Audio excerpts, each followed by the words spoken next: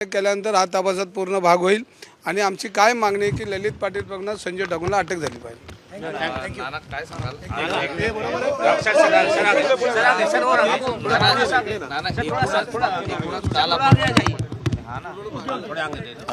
नाना काल जर आपण पाहिलं तर जी संघर्ष यात्रा निघाली होती त्यावरती पोलिसांकडनं बऱ्या प्रमाणात नेत्यांना अटक करणं किंवा कार्यकर्त्यांना धक्काबुक्की करणं झालेला प्रकार होता। हा जो विषय हा चर्चेतनं संपला असता मला तो तसं होऊ दिलं नाही का? हे सरकार तानाशाही प्रवृत्तीचं विचाराचं आहे, हे काही लपलेलं नाही आहे आणि ही तानाशाह प्रवृत्ती वारंवार आपल्याला स्पष्ट होते आहे। आपण महाराष्ट्रामध्ये एक गोष्ट पाहिली, आता विधानसभेत चर्चा सुरू झालेली आहे। मराठा ओबीसी आरक्षणाच्या बाबतचा जो वाद या सरकारने जो रस्त्यावर लढवला आणि सरकारच्या या वैचारिक जो त्यांचा जो शाहू फुले आंबेडकर विचाराला संपुष्टात आणण्याचं जे पाप यांचं जे आहे ते पाप या ठिकाणी स्पष्ट होते आहे। आपण पाहिलं असेल की आज मराठा आणि ओबीसी समाजामध्ये जो संघर्ष निर्माण करण्यामध्ये सरकारचा मोठं योगदान आहे। आपण एक गोष्ट अजून लक्षात येतं की जातीनिहाय जनगणना करण्याच्या दृष्टिकोनातून सातत्यानं काँग्रेसनी भूमिका मांडली, आमचे नेते राहुल गांधीजींनी मांडली, पण हे म्हणतात गरीब जात आहे, आता ह्या जाती नाही आहेत। पण संविधानिक व्यवस्थेला हे न मानणारं भाजप आहे, त्याच्यामुळे हे सगळे प्रश्न निर्माण झाले। हा छत्रपती शिवाजी महाराजाचा महाराष्ट्र आहे आणि या महाराष्ट्रामध्ये न्यायिक भूमिका घेणं हे सरकारची जबाबदारी होती, पण हे सरकार वादविवादामध्ये राहिली आणि जी काही दरी आज ओबीसी आणि मराठा समाजामध्ये निर्माण झालेली आहे त्याचं सगळ्या पापाचा वाटेकरी भाजप प्रणित सरकार महाराष्ट्रातलं आहे आणि ती भूमिका आम्ही आज विधानसभेत मांडू। लोकसभा निवडणुका तोंडावर आहेत आणि अशातच जे शिवसेनेचे खासदार आहेत ते आता असं म्हणजे म्हणू लागलेले आहेत, प्रभाव त्यांचा जास्त कमळावरती आहे आणि कमळाच्या चिन्हावर जर लढलो तर निवडून येऊ शकतो असं देखील तो त्यांच्या पक्षाचा इश्यू आहे, त्याच्याबद्दल आम्हाला चर्चा करायचं। सर, अजित पवार यांनी काल एक वक्तव्य केलेलं आहे लक्षवेधीला उत्तर देताना, प्रश्नोत्तराला उत्तर देताना विधान परिषदेमध्ये की पीएचडी विद्यार्थी जे करतायत त्यांना सारथीमार्फत पूर्ण अनुदान देण्याची मागणी होती, त्यावरती पीएचडी करून ते काय दिवे लावतात असं त्यांचं वक्तव्य होतं। या सरकारचा माज जो आहे, हा माज जो आहे या सरकारचा तो त्याच्यातून स्पष्ट होतो आहे। पीएचडी शिक्षणाचा अधिकार हा आमचा आहे आणि हा शाहू फुले आंबेडकरांचा महाराष्ट्र आहे।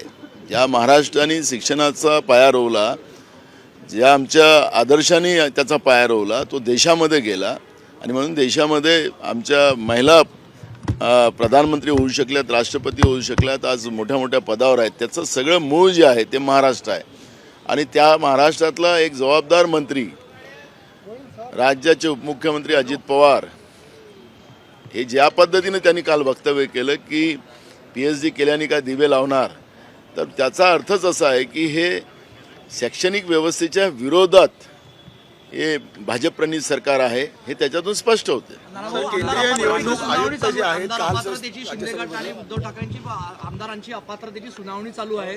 काल सुनावणी दरम्यान शिंदे गटाचे जे आमदार आहेत भरत गोगावले त्यांना प्रश्न करण्यात आला होता की तुम्ही सुरतला का गेलेत, तर त्यावेळेस उत्तर देताना ते बोलले की छत्रपती शिवाजी महाराज सुद्धा सुरतला गेले होते आणि म्हणून मी गेलो। तर हे कसं बघताय, कसं बघताय? छत्रपती शिवाजी महाराजांच्या नावाने हे लोक सत्तेत येतात, त्यांचं नाव घेऊन त्यांच्या घोषणा करून हे सत्तेत येतात, पण मग सत्तेत आल्यानंतर छत्रपती शिवाजी महाराजांचा पदोपदी अपमान कसा करायचा हे त्याला विसरत नाही।